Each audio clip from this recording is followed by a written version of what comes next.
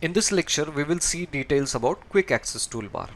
I have one blank workbook, and if you see at the top left corner of this workbook, you will notice this Quick Access Toolbar. We can see few commands already available in Quick Access Toolbar.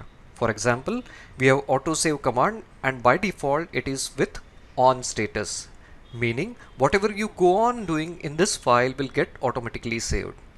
Then we have save command. This is useful in situation when you might have kept autosave off like this, and then you will need to save your file as and when you require by clicking on this command. We also have undo command, as many times we have to use this, and also redo command. Likewise, whatever command we use repeatedly, those all commands we can bring in Quick Access Toolbar. Now, how to bring more commands in Quick Access Toolbar? For that purpose, we have this down arrow at the end called as Customized Quick Access Toolbar. Click on that and you will get the list of commands which you can add in Quick Access Toolbar.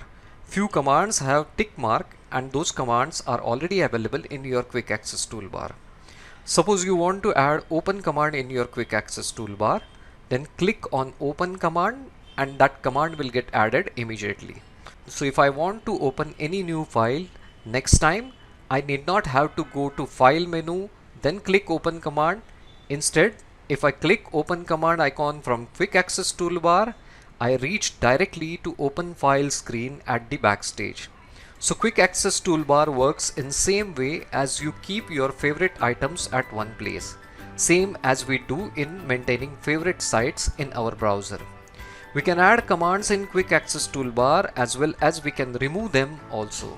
Now if you wanted to add any existing command from your ribbon to your Quick Access Toolbar, how will you add it? Suppose if I want to add this Format Painter command in my Quick Access Toolbar, then I will right click on Format Painter icon and will click on Add to Quick Access Toolbar. So you can see Format Painter icon is now available in my Quick Access Toolbar.